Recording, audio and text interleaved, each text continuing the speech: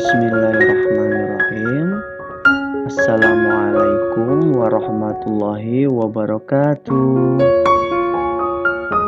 Pada kesempatan kali ini kita akan belajar di kelas 4. Pelajaran yang kedua yaitu materi beriman kepada Allah Subhanahu wa taala dan Rasulnya. Adapun submateri yang akan kita bahas adalah beriman kepada Allah. Anak-anakku semua, sebelum kita belajar, marilah kita berdoa terlebih dahulu agar Allah memberikan ilmunya kepada kita semua dan menjadikan kita anak-anak yang solih dan solihah. Berdoa mulai. Bismillahirrahmanirrahim. Raditu billahi robba wa bil islami dina wa bi muhammadin nabiyya wa rasula. Rabbi zidni ilma warzuqni fahman. Amin. Ya, semoga dengan kita membaca doa sebelum belajar, Allah akan menurunkan ilmunya kepada kita dan menjadikan kita anak-anak yang cerdas. Anak-anak, perhatikanlah gambar berikut ini. Di sini adalah gambar anak-anak yang sedang belajar bersama Bapak Ibu guru dan juga gambar-gambar anak yang sedang berangkat menuju sekolah dengan pemandangan yang begitu indah. Nah, gambar-gambar ini menunjukkan bahwa sesuatu yang ada di dunia ini semuanya lah ada penciptanya, dan penciptanya itu adalah Allah Subhanahu wa taala.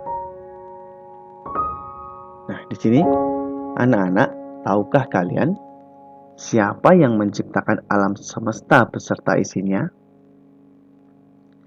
Bagaimana kita mengenal pencipta alam semesta beserta isinya? Apakah sang pencipta alam beserta isinya juga mengutus seorang rasul kepada kita? Mari kita ikuti pelajaran kali ini. Insya Allah kalian dapat membuktikan adanya Allah Subhanahu wa taala dan Rasulnya.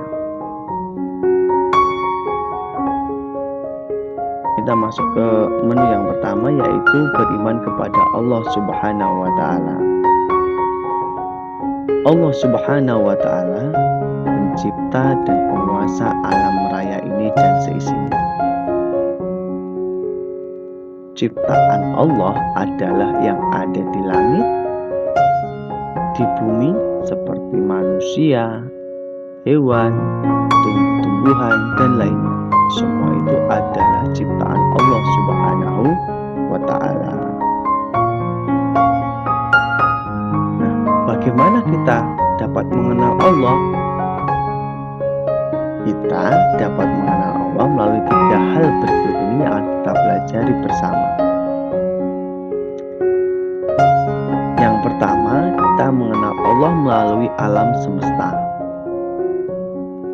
Jadi, anak-anakku semua, alam semesta yang begitu besarnya, alam semesta yang begitu lebarnya, itu adalah suatu pembuktian jika ada sesuatu di dunia ini pasti ada penciptanya, dan penciptanya itu adalah Allah Subhanahu wa taala, sang Khalik atau sang pencipta. Sedangkan benda-benda ciptaannya adalah disebut dengan makhluk.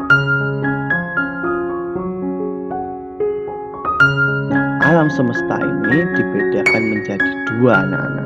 Yang pertama yaitu adalah benda-benda mati. Apa itu benda-benda mati? Yaitu benda-benda yang tidak memiliki nyawa. Contohnya ada batu-batuan, air, tanah, udara, dan semua hal yang ada di dekat kita tetapi tidak diberi nyawa oleh Allah Subhanahu wa taala. Itu adalah ciptaan Allah tetapi yang berupa benda mati. Yang kedua ada benda hidup. Benda hidup adalah makhluk yang diberi nyawa oleh Allah Subhanahu wa taala. Kita dapat melihat manusia, hewan, tumbuhan, itu adalah makhluk-makhluk Allah yang diberi nyawa atau bisa disebut dengan benda hidup. Nah, semua itu ada di dunia ini tentunya ada penciptanya, dan penciptanya juga yaitu adalah Allah Subhanahu wa taala.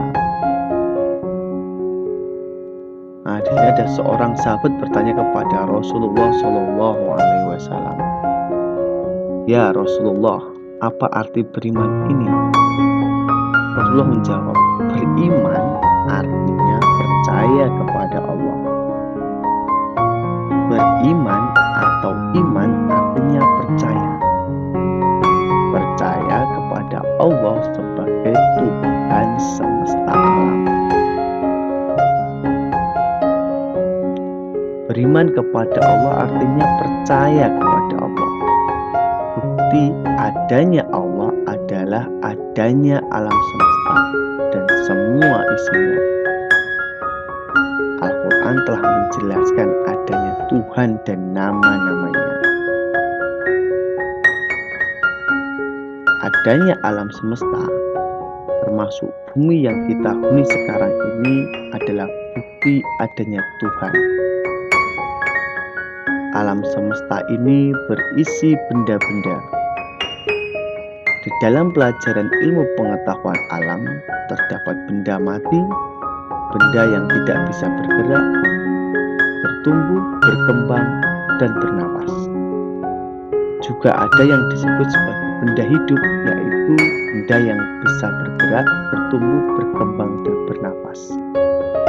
Semua itu Allah Subhanahu wa taala yang menciptakannya. Jadi kita tidak perlu ragu lagi anak-anakku sekalian bahwa Allah adalah Tuhan semesta alam.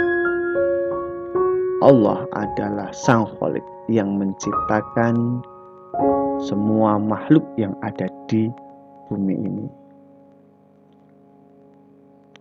Yang kedua yaitu mengenal Allah melalui Al-Quran. Jadi kita bisa mengenal Allah melalui Al-Quran dan ayat-ayat yang terdapat di dalam Al-Quran. Karena di dalam Al-Quran sudah dijelaskan berbagai hal tentang Allah Subhanahu wa taala. Yang pertama kita mengenal Allah Subhanahu wa taala melalui ayat-ayat yang menjelaskan tentang Allah.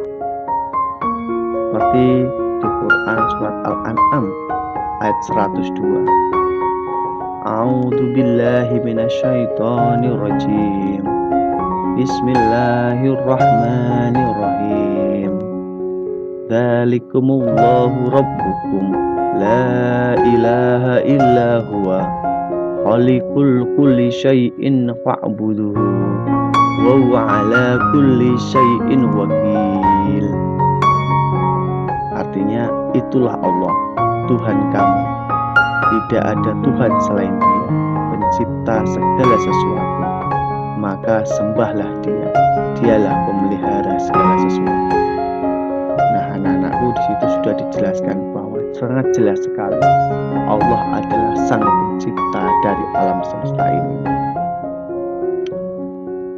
Yang kedua, kita dapat mempelajari atau mengenal Allah Subhanahu wa taala melalui kisah-kisah masa lalu Allah Subhanahu wa taala dengan Rasulnya yang tertulis atau tertuang di dalam Al-Quran.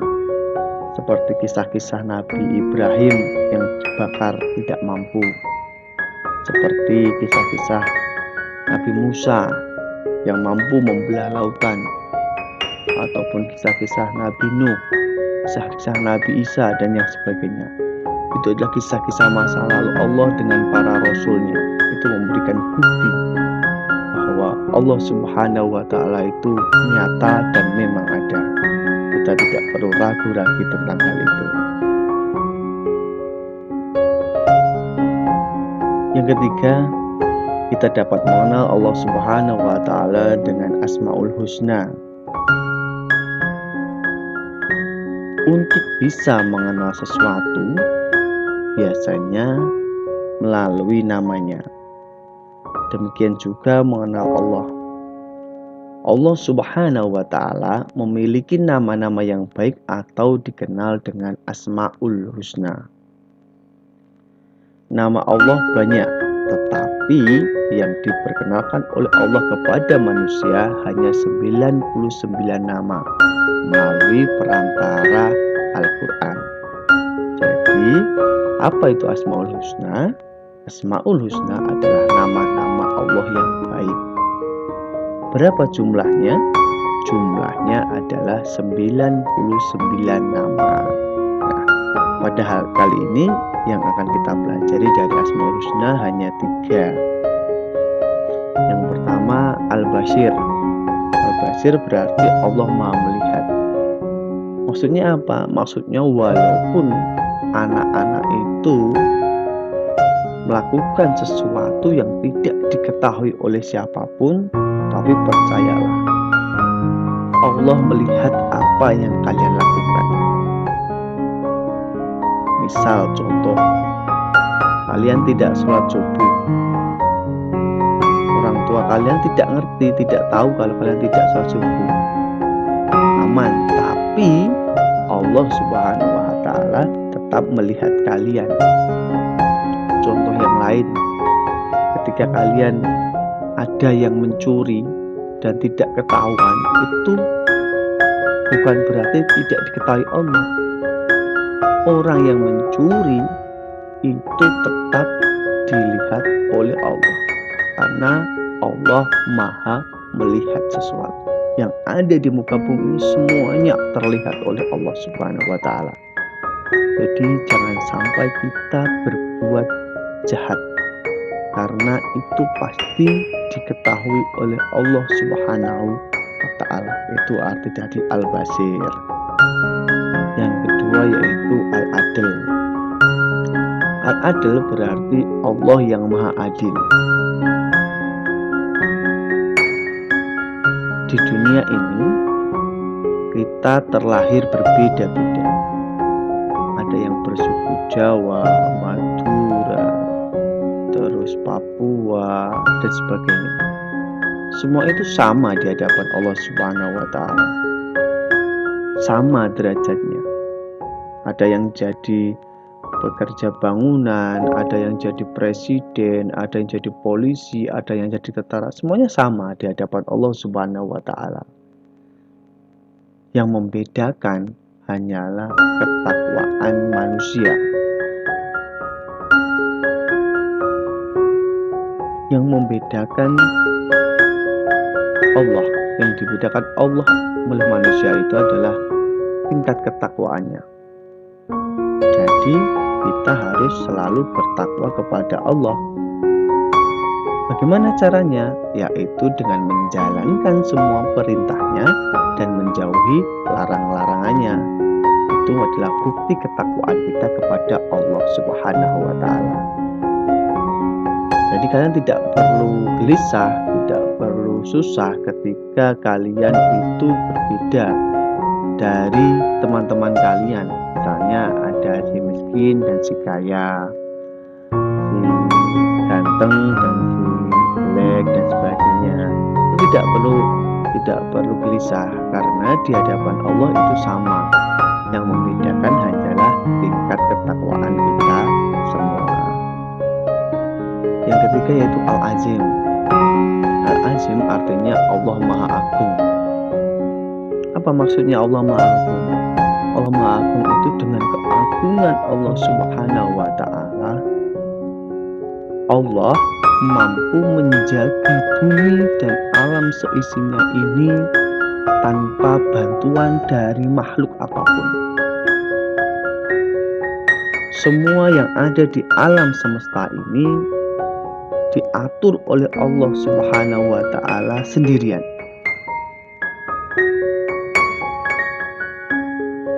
Air yang mengalir, pohon yang berbuah, awan yang bergerak, matahari yang melintas, bulan yang bercahaya, dan sebagainya. Semua itu sudah diatur oleh Allah sendirian, tanpa bantuan orang lain. Ini menunjukkan bahwa Allah itu Al-Azim. Artinya Allah Maha Agung. Tidak ada makhluk yang seperti Allah Subhanahu wa Ta'ala. Begitu ya anak-anak. Nah, untuk tugas kali ini ada 5 tugas buat kalian. Silahkan dikerjakan dengan baik. Soalnya ditulis. Sekali lagi Pak Tua tekankan, soalnya ditulis, kemudian dijawab dengan rapi. Setelah itu baru dikirim ke nomor WA Pak Toha. Dikerjakan dengan rapi, kemudian dikirim ke nomor WA Pak Toha. Jangan lupa soalnya juga ditulis. Alhamdulillah, pembelajaran kita sudah selesai. Terima kasih sudah menyimak pelajaran Pak Toha hari ini. Jika anak-anak belum paham, silahkan diulangi kembali videonya agar anak-anak paham. Demikian tadi, cukup sekian dari Pak Toha. Billahi taufiq wal hidayah. Wassalamualaikum warahmatullahi wabarakatuh.